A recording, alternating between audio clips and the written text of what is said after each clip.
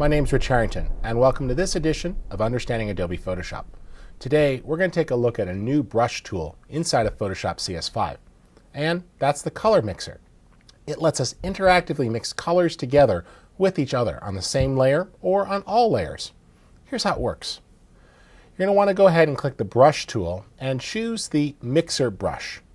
Now, there's a lot of different brush options to choose from, including you can get some nice interactive brushes here that are going to react to the actual tablet. These work great. I'm going to use this round curve low bristle.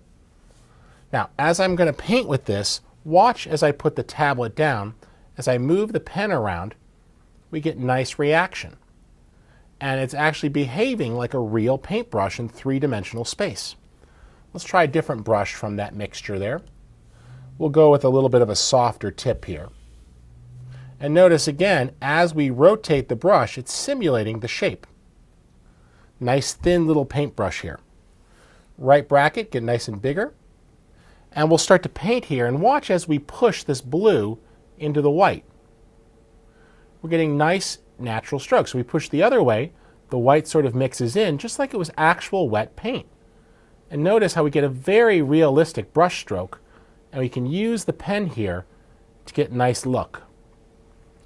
Now let's go ahead and try a different one out. You see that those are actually behaving in 3 dimensions, which is pretty cool. And as you move the pen around, you get different looks. Now you don't have to use a pen for this, but they behave much better when you combine these 3D brushes with the tablet and the Color Mixer.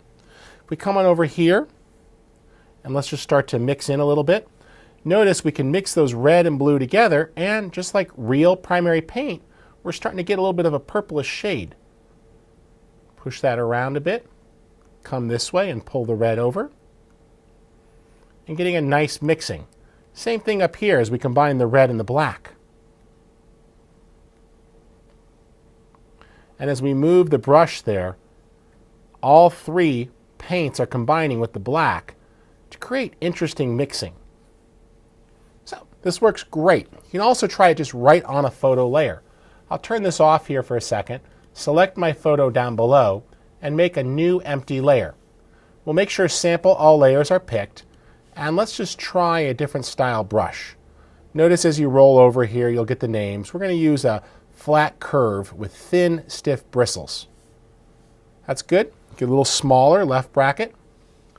And I've got sample all layers picked. So now, as I start to brush, I can actually brush on my photo here and create a little bit of a painterly look.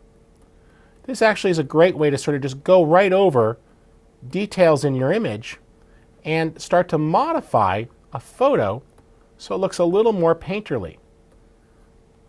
Notice there, with the ability, of course, to change brushes as we see fit to get different looks. Here we go. Let's paint over this area. And I'm just tilting the brush to match. You can always adjust the load and the mix to get a little more subtle effect. Let's take flow down too.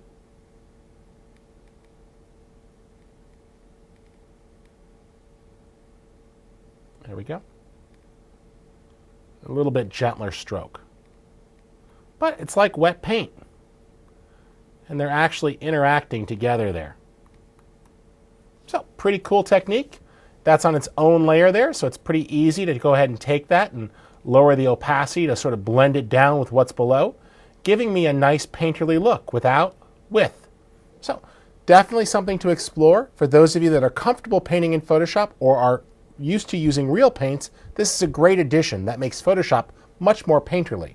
And even if you're brand new, pick up an affordable tablet. They start around $100. Get yourself a pen, and you can start to work with paintbrush tools inside of Photoshop. My name's Rich Harrington, and thanks for checking us out.